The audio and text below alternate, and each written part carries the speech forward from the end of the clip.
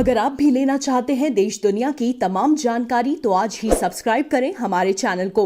साथ ही नीचे दिए बेल आइकन को जरूर दबाएं ताकि हर अपडेट आप तक पहुंच सके। नमस्कार, प्रभात साक्षी न्यूज सेंटर पर आप सभी का स्वागत है।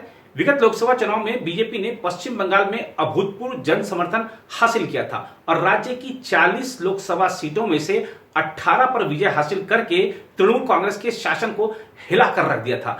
बीजेपी को 41% वोट मिले थे लोकसभा चुनाव में और अब पार्टी का प्रयास है कि अगले वर्ष जो विधानसभा चुनाव होने हैं उससे पहले इतने प्रयास किए जाएं कि ये 41% जो वोट मिले थे ये बढ़कर 50% या उससे आगे चला जाए और पार्टी ने इसके लिए कमर कस ली है। संगठनात्मक स्तर पर बैठकें की जा रही हैं। अब खबर यह है कि दुर्गा पूजा से पहले गृह मंत्री अमित शाह पश्चिम बंगाल का दौरा कर सकते हैं, रैलियां भी कर सकते हैं। और हम आपको याद दिला दें कि लोकसभा चुनाव में भी अमित शाह ने सिलसिलेवार तरीके से जिस तरीके से रैलियां करी थी उससे पार्टी के पक्ष में माहौल बना था। प्रधानमंत्री नरेंद्र मोदी ने भी सर्वाधिक रैलियां पश्चिम बंगाल में की थी।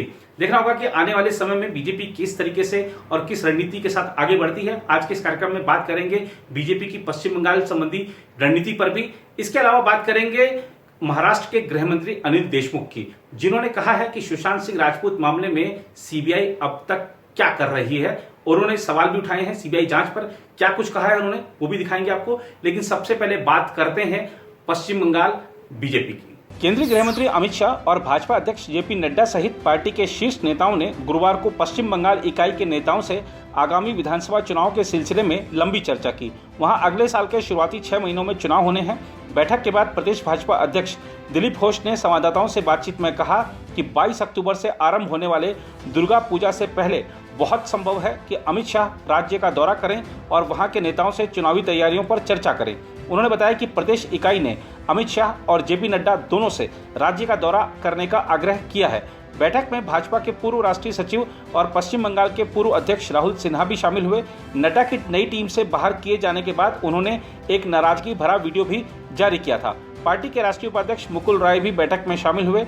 सूत्रों के मुताबिक पार्टी नेताओं ने प्रदेश भाजपा के नेताओं से कहा है कि वे कृषि सुधार से संबंधित हाल ही में पारित विधेयकों के फायदे से जनता को अवगत कराएं।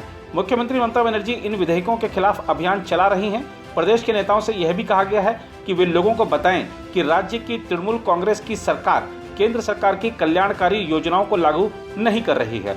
दशकों तक पश्चिम बंगाल की राजनीति में कोई प्रभावी छाप छोड़ने में असफल रही भाजपा अब वहां की राजनीति में एक प्रमुख ताकत और सत्ताधारी तृणमूल कांग्रेस के मुख्य प्रतिद्वंद्वी के रूप में उभरी है। वर्ष 2019 के लोकसभा चुनाव में भाजपा ने राज्य की 40 में से 18 सीटें जीती थी।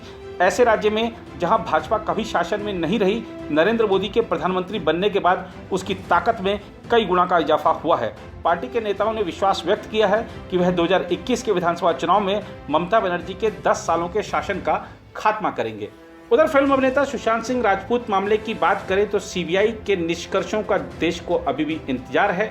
वहीं महाराष्ट्र के गृह मंत्री अनिल देशमुख ने निशाना साधा है और कहा है कि 1.5 महीना हो गया, हम अब तक सीबीआई के किसी फैसले का इंतजार कर रहे हैं।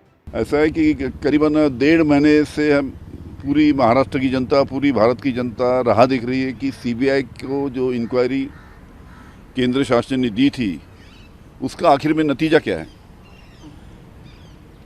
कि सुशांत सिंह राजपूत ने आत्महत्या की या उसकी हत्या हुई है।